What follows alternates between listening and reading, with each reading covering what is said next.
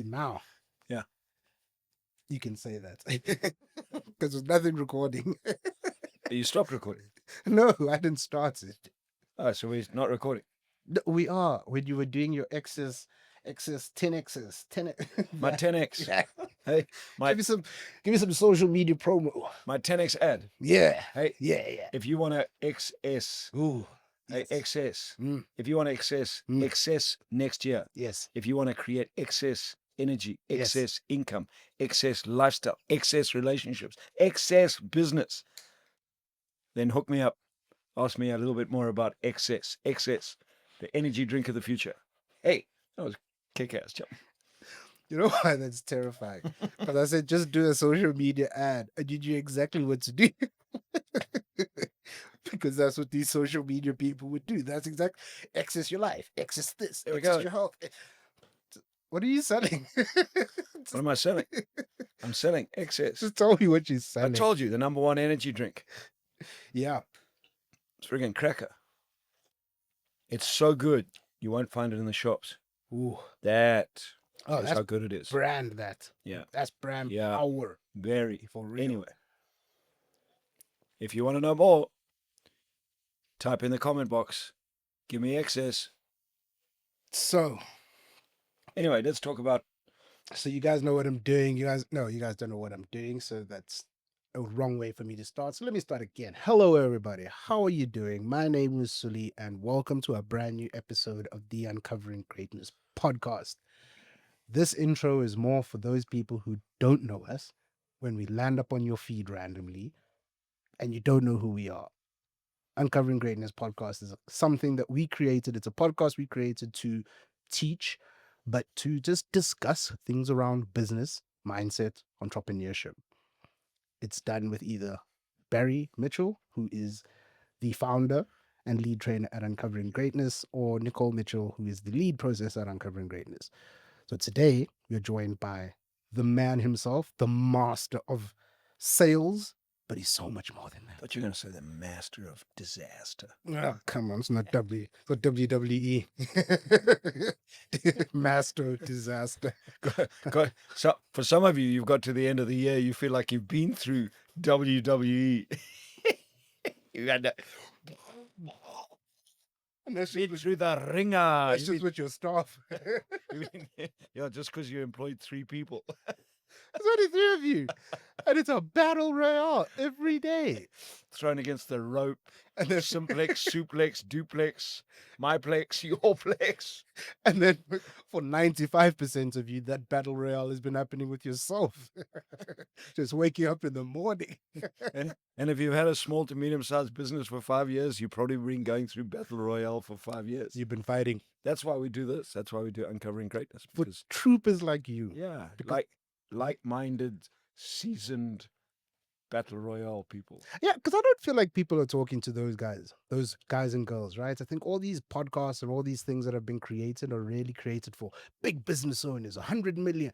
When you watch that, you're sitting and you're going, I don't even. Seasoned entrepreneurs. Oh, So don't The start. guys that don't need the training Because this is the comment, first comment. because they made it. You want me to just, oh, you're going to start like that? Okay, let's start. So the first comment we're going to address, because if you guys watched last week's episode, I did comments from all the different platforms that we are on for Nicole, and we talked through them. She taught through them. I talked through them.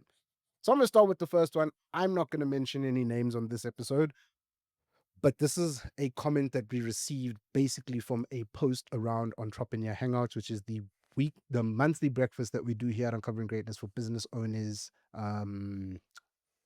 entrepreneurs, managers, teams. And this is one of the comments that we got. This is a beginner's course in basic entrepreneurial skills, not a get together for seasoned entrepreneurs such as myself. Great.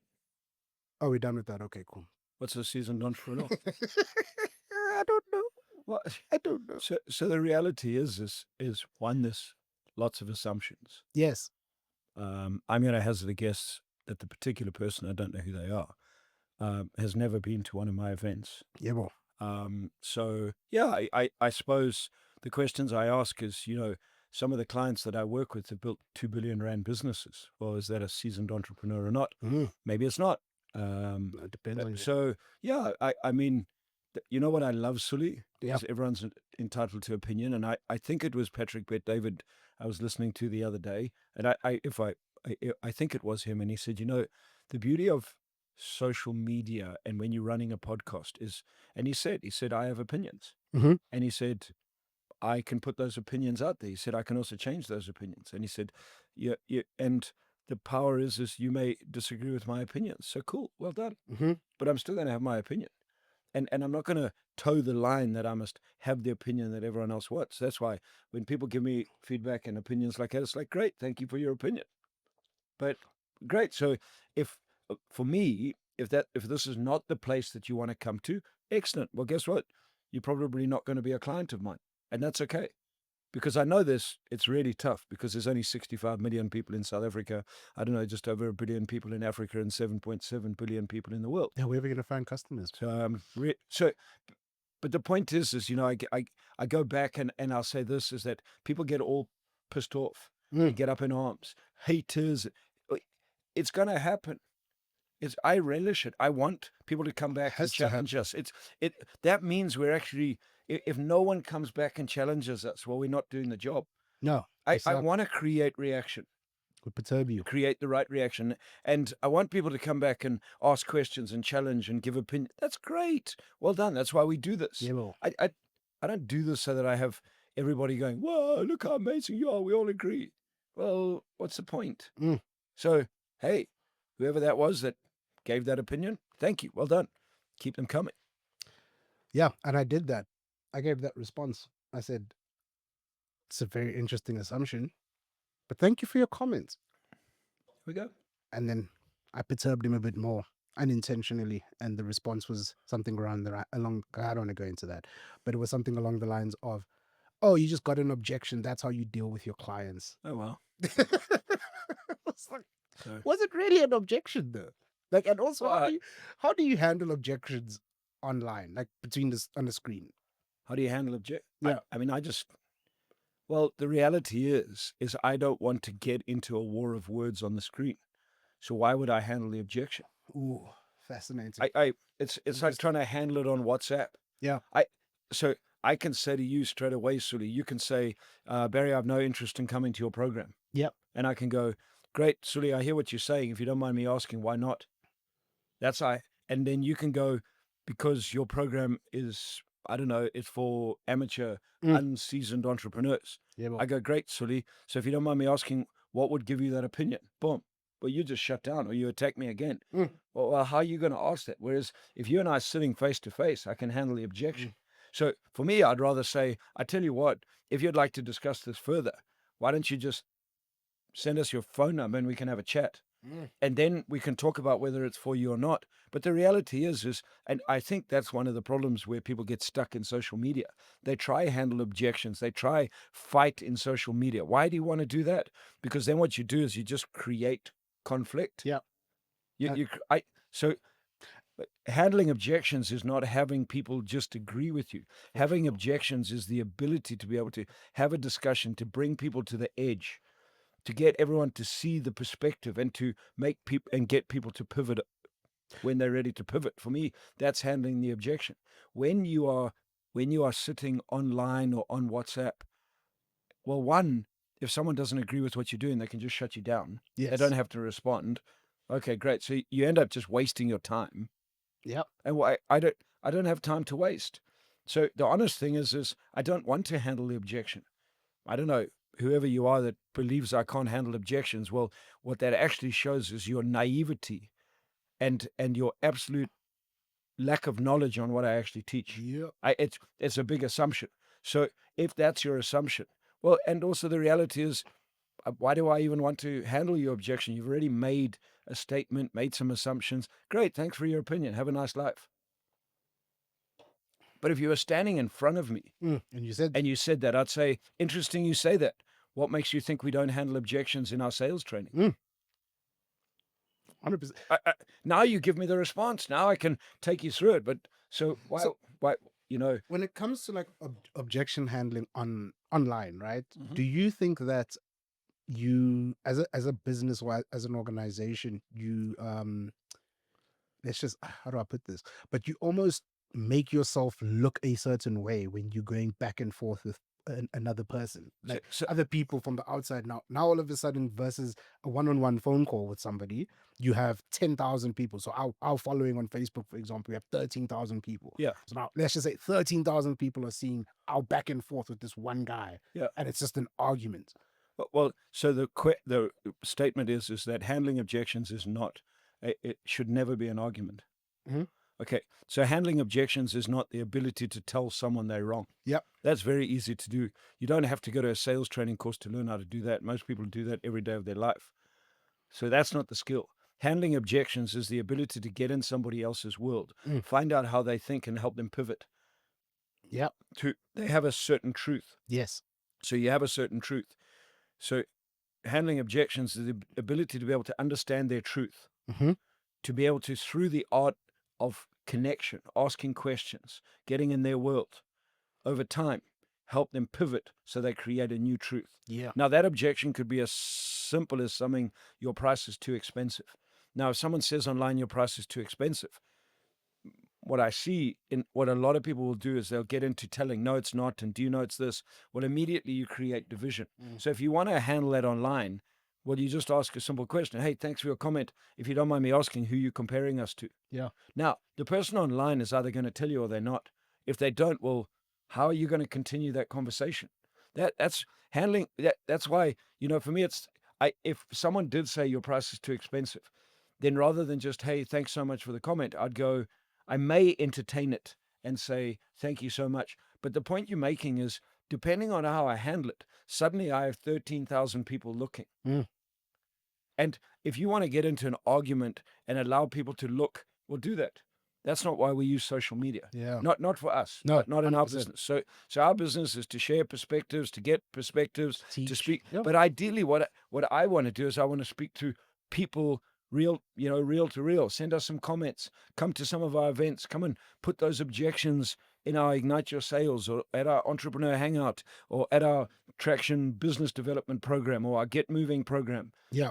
Because the reality is fortunately or unfortunately, but fortunately, in my 20 years of training, I've progressed. I don't only teach sales anymore. Yep. In fact, most of what I do, sales is a core fundamental of business, but I teach business and entrepreneurship. Mm-hmm. So I'm not going to get stuck into an argument there, because then it becomes all about me. Yeah. And what happens is, in an argument, egos come up, and then now you're giving people the opportunity to change, to take sides. You see it all over the place. Then everyone's entitled to an opinion. Then you're managing opinions, and it goes wild. That's why, rule of thumb, whether you agree with us or don't agree with us, a rule of thumb in our business, we will never argue online. Yeah. You can call me whatever you want. I'll just go, thanks so much.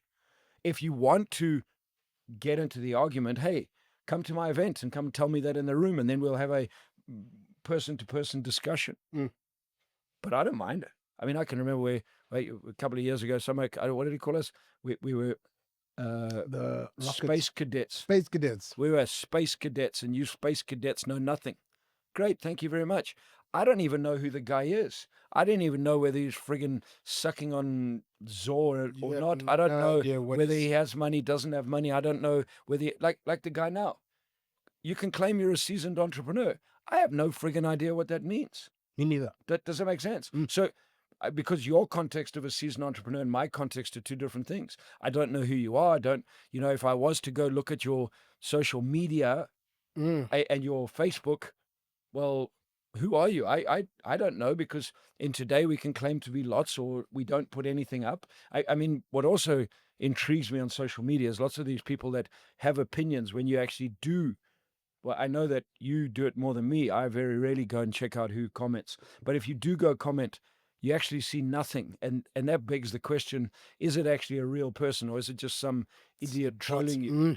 Just someone trolling you. Because then you in the social, that's what people do. Oh, yeah. Some dude who's actually a sales trainer wants to create issues. So let's just create a fake fake profiles. profile Yep. and then hit you. Target Now, them. if you react, you're not even arguing with anyone real. You're arguing with someone that's trying to create shit. Why would you want to do that? Yeah. I got more important stuff in the world to do. I've got clients that come to our events who I'd rather work with and grow than get into some spat online. And that person has no intention of seeing your side. Exactly like you're saying. Their whole course not. purpose there is to come and disrupt you and throw you off and make you wrong. Yeah. And the moment you fall into that trap, my feeling has always been that you isolate your actual community, you isolate your audience, because now why would I want to comment if Barry's just going to come out and belittle me? And and also that's another thing. A lot of people are under the assumption that it is you commenting, which, I mean, Barry has so much time in his hands. He's travels so much and he sits in the comment section pretty much every day, just commenting back to people on our Facebook page. It's very easy to comment when you're stuck in a 2, 3, or 4 or 5 day program teaching from 8 in the morning until 9. No, you got that new age technology with your glasses, has that Google thing where you can. Sure, I'd forget to put my glasses Yeah, on. if you had that, you'd throw your glasses away. You'd lose your mind. All right. So the next one. So this was around a post that we did around teams and your team not performing, and people still expecting to get paid. So one of the comments that we got is, and you can answer this for me. Says some might say bonuses should not be an incentive. You get paid a salary to do a certain job. Yeah. So you get paid a salary to do a job. Do Yeah. the job. You're in exchange. You got paid what you agreed to get paid. Mm. You want a bonus? Do more. Okay. You want a bonus? The company must perform. Yes. And you must be a performer. Mm. So a bonus, this my view, a bonus is not a right. It's an earning. That's why it's called bonus. It's something over and above. It's a bonus. Yes. When you go and play lotto, okay, Powerball is a bonus. You have to pay a little bit more money and do a little bit more in order to win the bonus. You don't just get given the bonus because you bought a ticket. Okay, you have the chance of winning the lotto if you buy the ticket. Yes. Okay, if you don't buy the ticket, but you logged on to lotto, they ain't going to pay you. It's like many people are logging on for their job and not doing their job and getting paid. Okay, so don't log on for the job. Do the job and you earn your income. Yeah. Do more than the job and then you can ask for more. That for me that's a bonus. Yeah. Go above and beyond. But a bonus is also, you may do more than your job, but a bonus sadly is also linked to the greater good of the business. What do you mean? Well, you may perform. Yes. You might perform and deliver everything. Yeah. And expect to get more. Yes. But the other 10 people in the business are not performing. And the company's not making money. Well, where's the bonus going to come from? I don't know. You see, it's the same as let's go back to sport as an analogy. You can be the striker, be the number one performer and score more goals than your contract. Yes. Okay, great. But your goalkeeper was cuck. Your defense was cuck and you lost 70% of the games and you got relegated. Can you expect to get a bonus? No. You may get an incentive for goals scored. Yes, on my normal it's thing. a different contract. Yes. But as a total bonus for the company, if the company is not performing, if the company has not hit its profit targets, where does the bonus come from? It can't, because the company's not making money. There we go. The team just got relegated and making less money than what we were making before. So I wanted to jump into this one. This was on YouTube, and I think you would have liked this one, because this one was around, funny enough, what we started our little podcast with, the promo. What, excess? Yes. And we were talking about hustle culture. Yeah. And the sort of unethicalness of it all. And we went into talking about how you can have your actual job, but you can do something like network marketing. Yeah. And the comment we got was, network marketing is usually the same as a pyramid scheme. Okay. Well, my first thing is, and if I was to comment there, my first thing I'd ask is, what do you understand a pyramid scheme to be? I think that's always a good question, It's right? very, very simple question. It's a very good question. What do you understand a pyramid scheme to be? Now, if that person comes back, they'll give you an answer. 90% of the time, the answer that comes back, that's not a pyramid scheme. Okay. So most people have heard a pyramid scheme, don't know what a pyramid scheme is. So the first thing is understand what a pyramid scheme is. First thing, a pyramid scheme is illegal. Okay, it's illegal.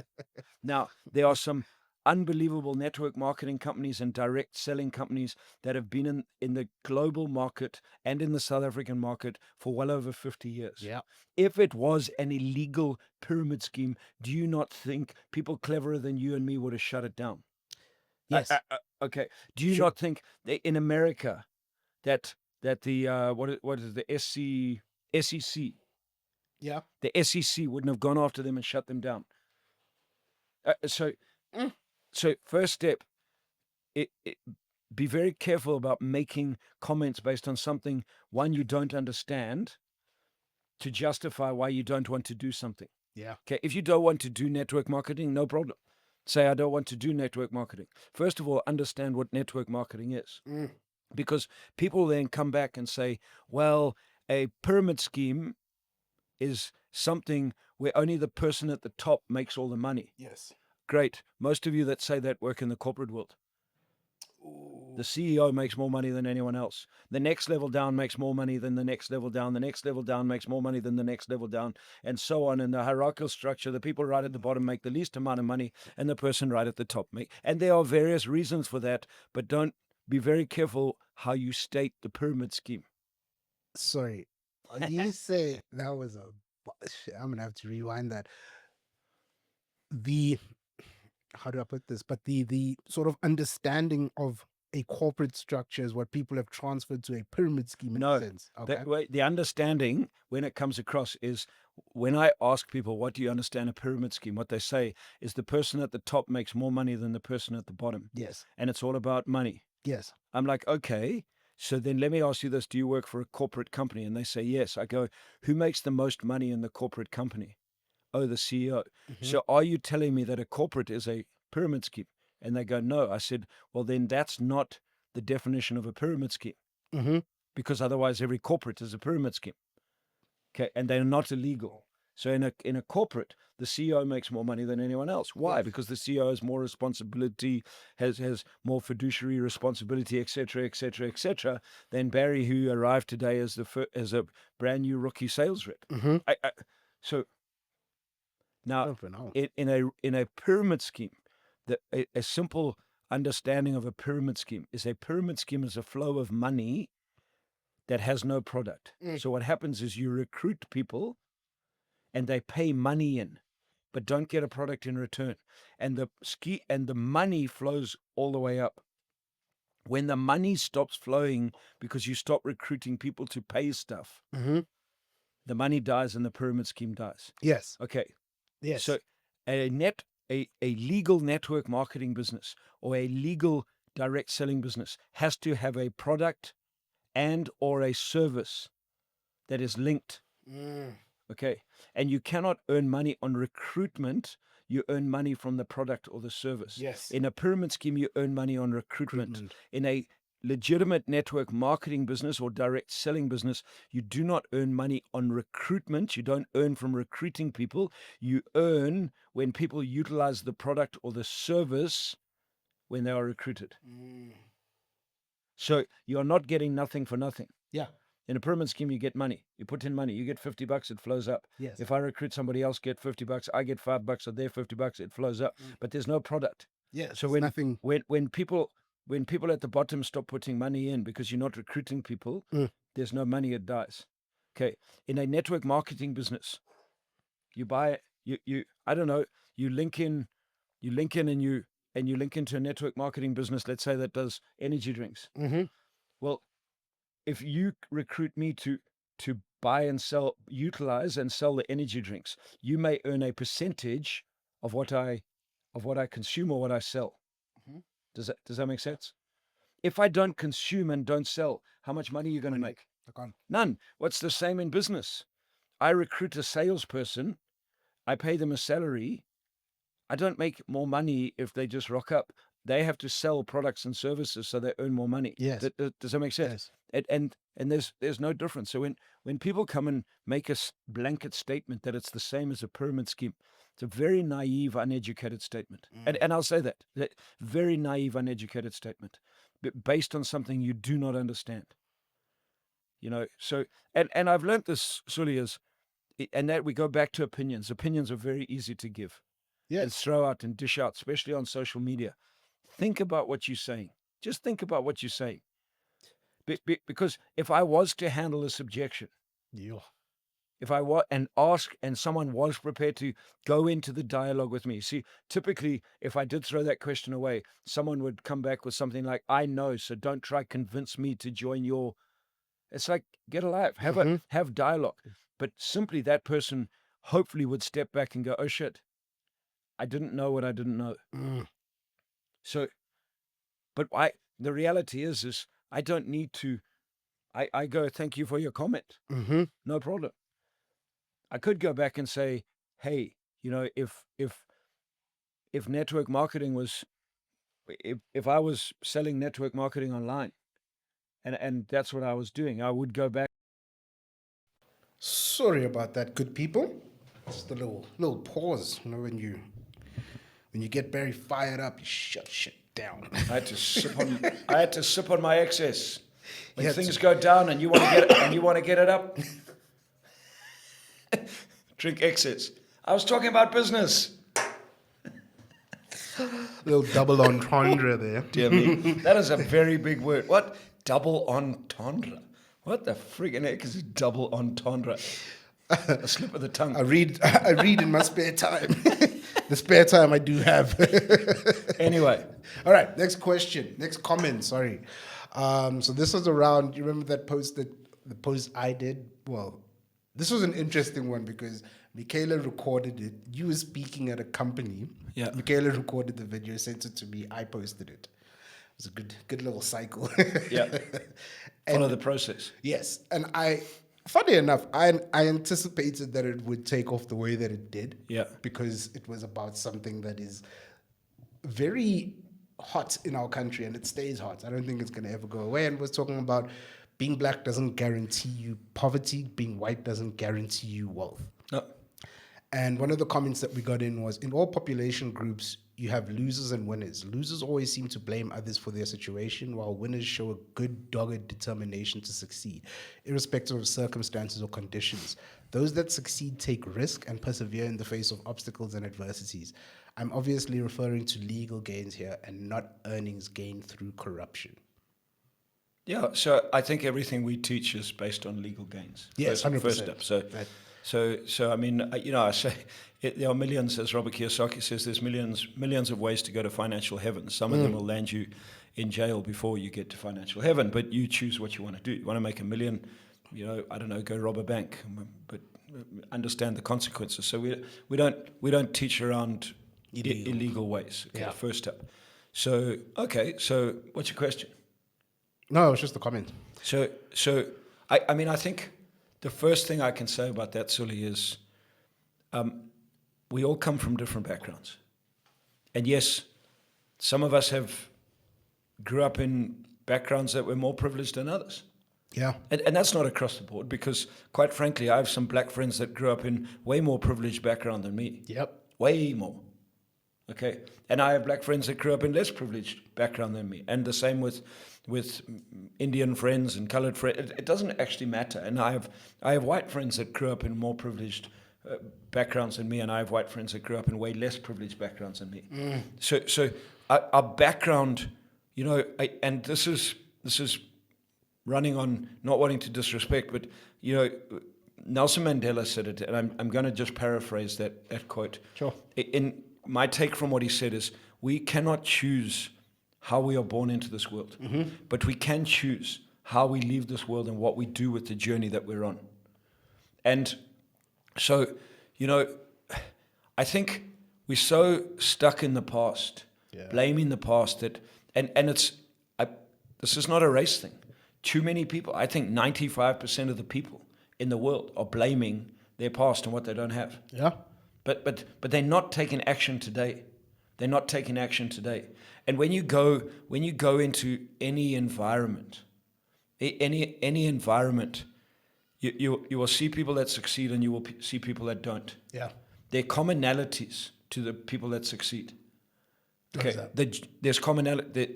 There's common traits. There's common principles they follow. There's common things. What's not common is the length of time it takes them to succeed. Oh, okay. Okay, so you and I we might come from a very different background. Yeah. Okay, you may have grown up in a household where your mum had money, and you decide you want to go and you want to start a business, and your mum can give you seed capital to start the business. Yeah. I grew up in a household where my dad didn't have money, for example.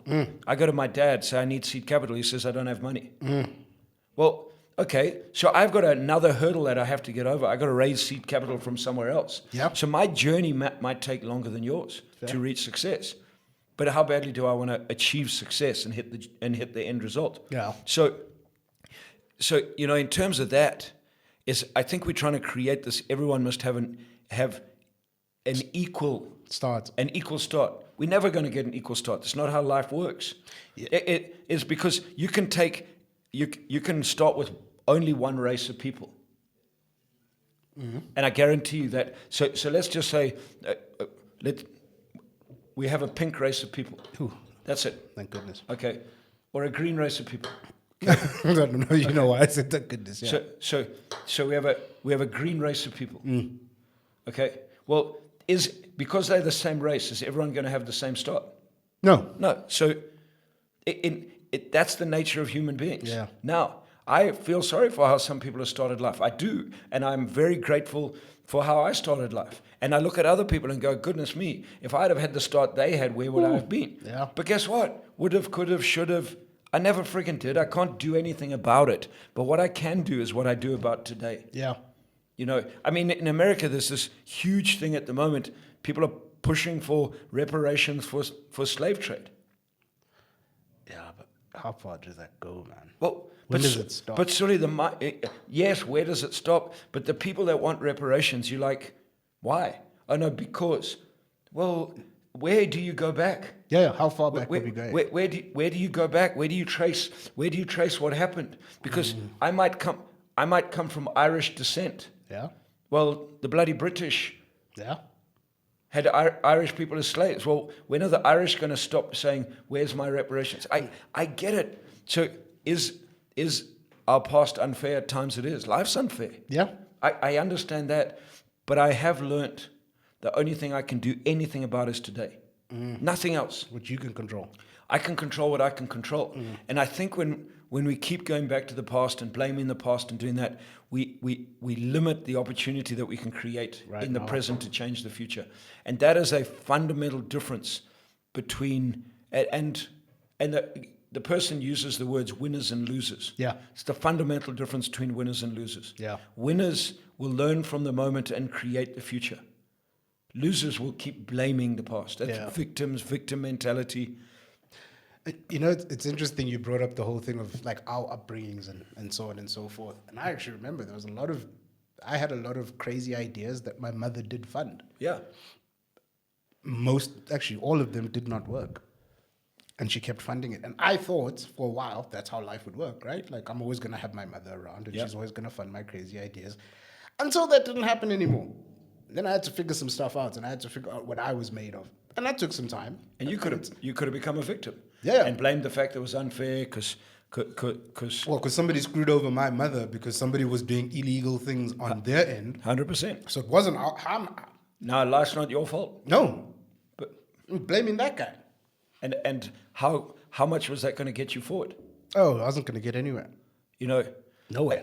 I mean, and I know some comments people will come back and say, yeah, but it's been easy for you. How do you make that statement? Yeah. Because you have no idea what my life has been. No. Zero context, man. I mean, we've had those. I mean, just that post. I didn't go into that more of that post, but there was a lot of that. Like, oh, it's easy to talk from a position of white privilege. And I loved that comment because for me, it literally made me go, oh, so you know his story. Please tell it to me because I don't know it. Tell me Barry's full story. And that's the scary part. Based on, and I don't know, based on race, based on ethnicity, it's, generally, are Jewish people successful? Yes. But is it fair to say every Jewish person is successful? No. It's crazy. But so what's the culture? What makes What makes What is in it that they do, that they are able to become successful? 100%? That, You but, know, but it may not be a culture thing. That just may be a family thing. Family In thing, our family, this is our context. This is how we build businesses. This is what we do. And then somehow that passed on to another family. 100%. It could come from somewhere.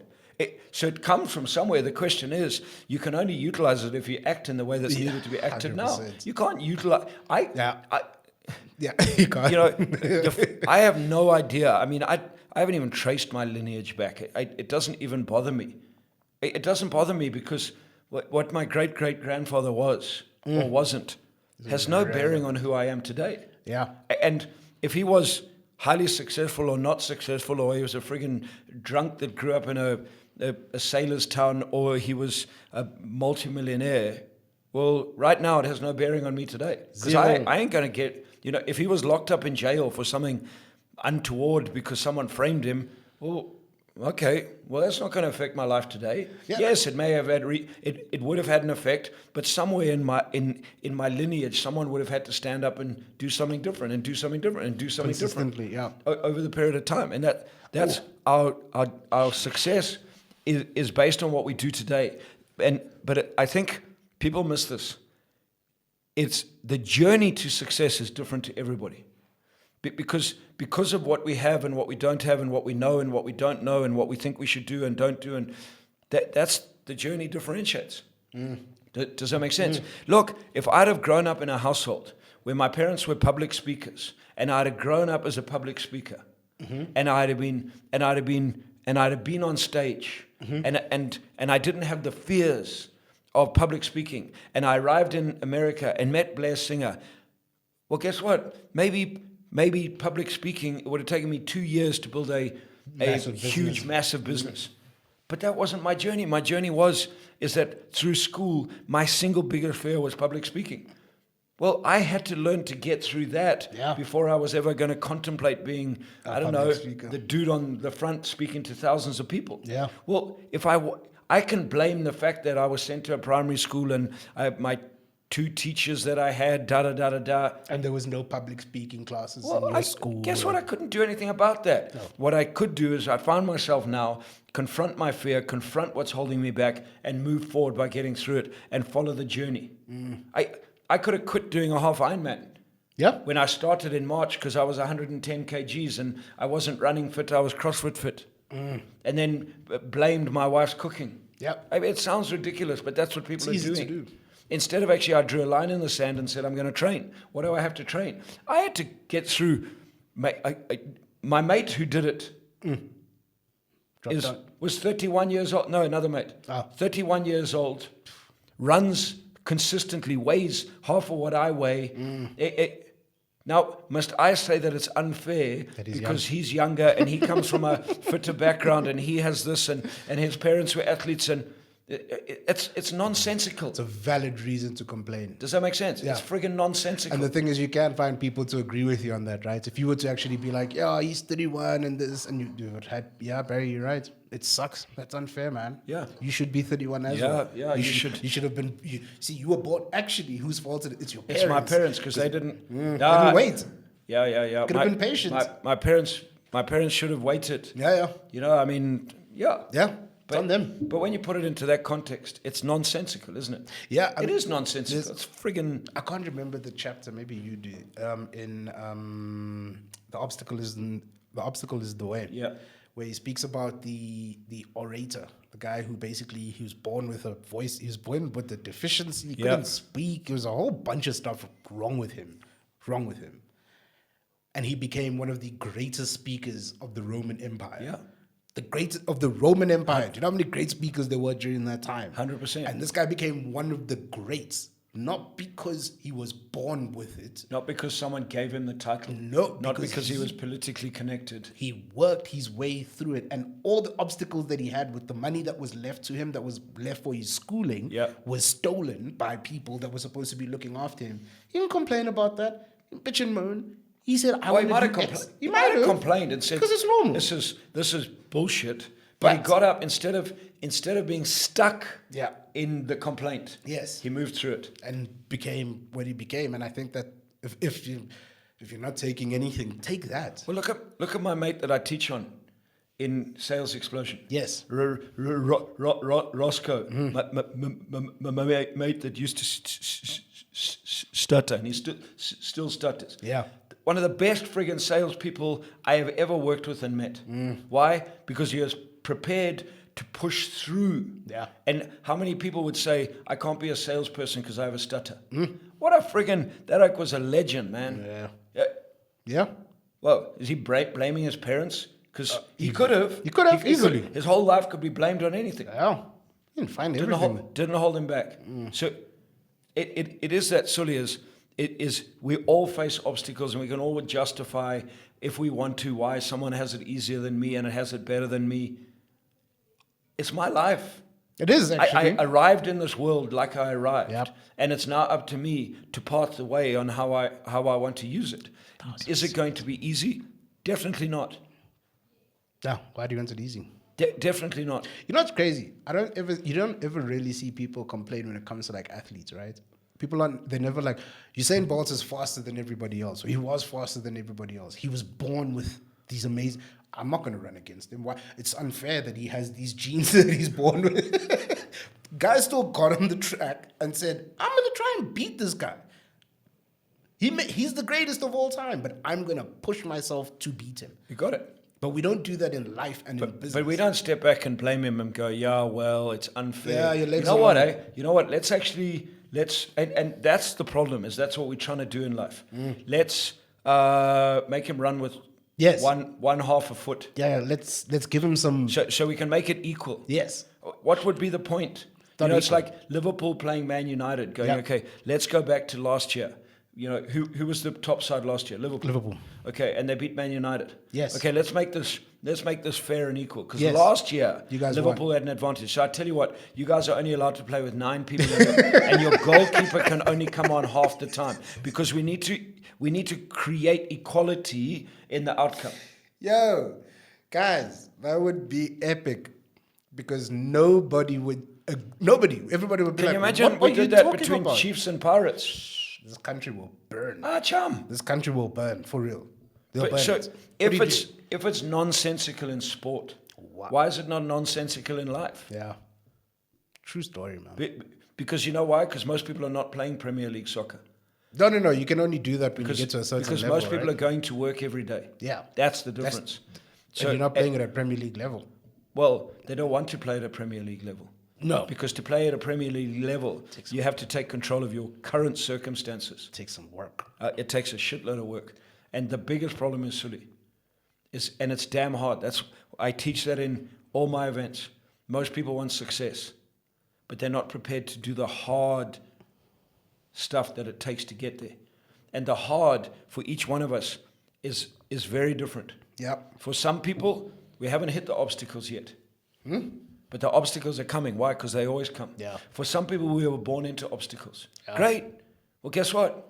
You have an advantage. Damn, isn't that such an unfair advantage? Being born into obstacles, being born into hardships, and finding ways to work out of them. That's 100. an advantage.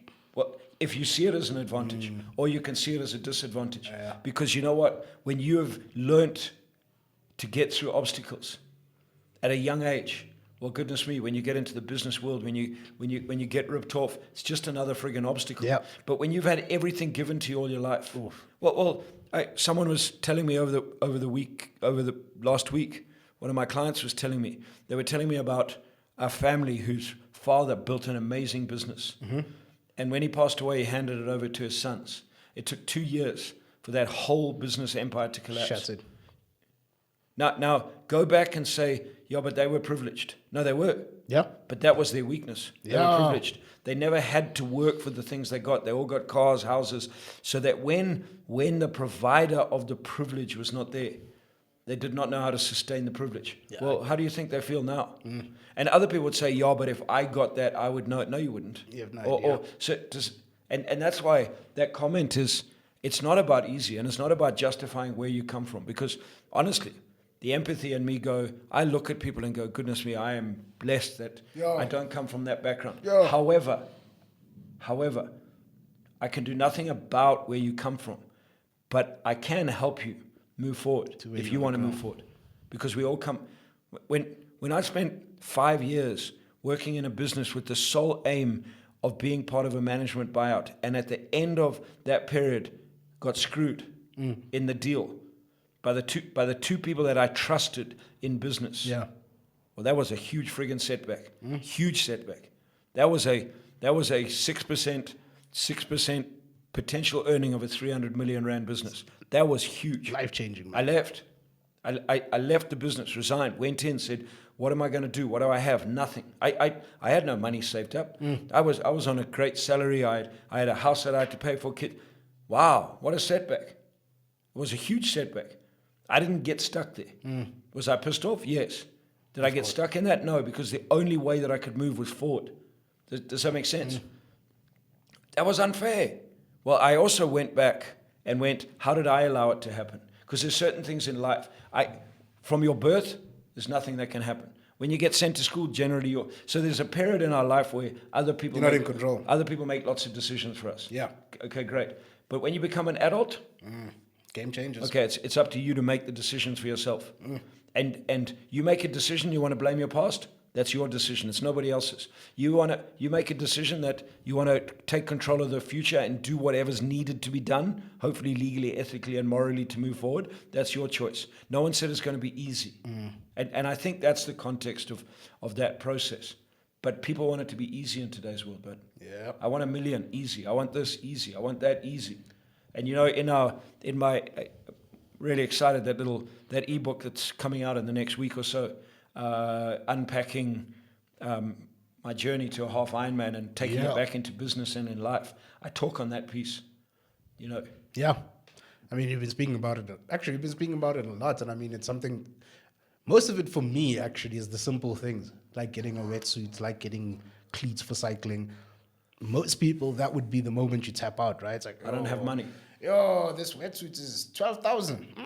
I'm out. I'm good. Yeah, but you know, If I had the 12,000, Yes. I would buy the wetsuits and I'd do the Iron. but most people wouldn't be prepared to do what I did. Go on friggin' Temu, buy a 500 rand wetsuit Nope. that I didn't even know worked, but be prepared to test it. Yeah. Because they'd be too embarrassed to rock up to half Ironman in a 500 rand wetsuit that no one's even going to know is a 500 rand wetsuit. Because you give a shit about what other people are saying and people don't even know. And more than anything, I'm focused on doing my Iron Man. I don't care what you're wearing. You think anyone at the start line said, dude, where did you get such No. a shitty? They didn't care, chum. I was there. I'm focused on what I'm doing. 100%. If you came here in a black bin bag, that's your prerogative. They might have laughed at me, but Yeah. But hey, he's still here. when I swam past them, they wouldn't have. You would have probably gotten more credit because you showed up. But you get it, and it's such a great example because that's what people will blame. No, I would have done it, but I couldn't. You know what I read, and I mean, I never ratified the stat. Yep. But if I remember right, there was a little comment that said, only 1% of the world will ever run a marathon. That's nuts. 99% of people will never run a marathon. Yeah. But think about and the opportunity to run a marathon is very simple. It is. It's very hard. I mean, we see the Kenyans do it without shoes. It's very hard, but it's very simple. Yeah. Most of us, and not all of us, most of us, able-bodied people, could do it. And even I watch Paralympics. do a marathon. Do a freaking marathon. 100%. So now you go, okay, but that's what life is like, Sule. Only and The 1% and 5%. Napoleon Hill said it. Wow. He says 2%. Only 2% of the world are prepared to and will do what is needed to be done to move their life forward. 98% of the world will complain why they can't have what they want to have and do what they need to have and find excuses and reasons and why life threw me a curveball. And for me, someone said to me the other day, what's the opportunity in the world? I said, the opportunity is the 98%. Yeah. That's the opportunity because 98% of the world is going to complain. Yeah. And if I am not one of the 98% and I'm prepared to walk my journey and do what the 2% are prepared to do, and when I say do, I mean in who they're prepared to become and the discipline they have and the willingness to work and all that sort of stuff and to grow themselves. You know, I'm not saying go do something illegal. That's not the doing. No, the doing of the being. If I'm prepared to do that over time, over the course of my journey, I will have way more than I have now. True story. Last question, and this is the perfect question to finish on, because I feel this is so. As somebody who's head of marketing and handling the sales team, this is something we get often, and I would love for you to be able to answer this so we have it on record. And one of the comments is, surely this event can be put online. Yes, it can be put online. I don't want to put it online. Why? Because I don't like teaching online. Because that's not my style of teaching. So our business model is not online. Yeah. So we deal direct with people. I work with people in a room. My skill is moving people in a room. It's not delivering. It's not delivering content. If you want me online, go on to listen to this. That's why we do this. That's why we do this. So you Yes. can do this. That's why we do this. So you can ask questions. Yes. But the way I teach, and the experiential nature of what I do, and the shift that I create in a room, and the environment that I create, I don't do it online. I do not want to do it online. And for me, like one of the beauties that I realized around that was when we went through COVID for what felt like 20 years, but it was 2 years. It was so hard, so hard to do those events online because you have zero idea who's doing what behind their cameras. Yeah. And we would always say, guys, please turn on your cameras. People would not turn on their cameras, obviously, because yes, you've got a room of 100, 150 people. It's hard to monitor each one, right? But it's so easy to turn your camera off and go do something else. But you see, the reason people think that I want to do it online is they think I'm just the perception of what a trainer is. Yeah. Is a trainer is someone who stands up and delivers information via a PowerPoint. Yes. And talks to people. So if I'm just going to deliver information, sure, I can do it online. That's not what I do. No.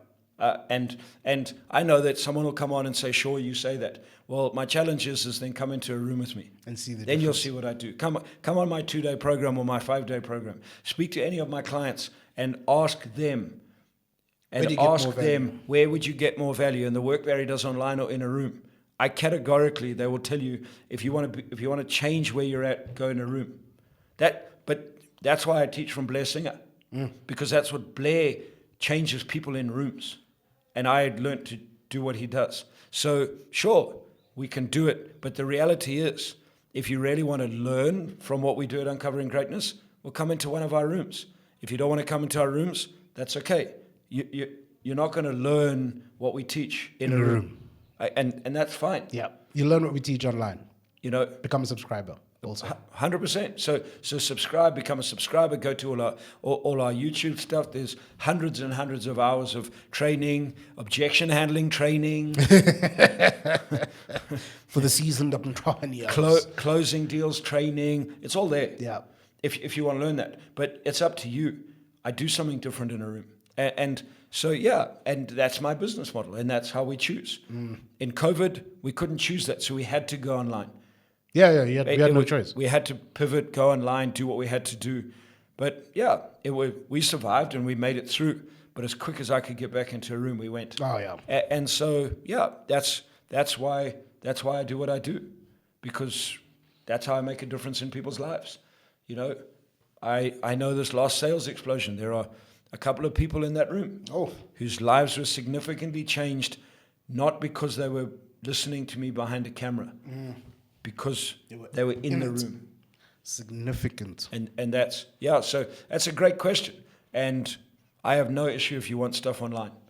I'm just not going to teach my programs online. Yeah, I mean, if you guys want it online, like I have a couple of things for you guys. One, it's our YouTube channel.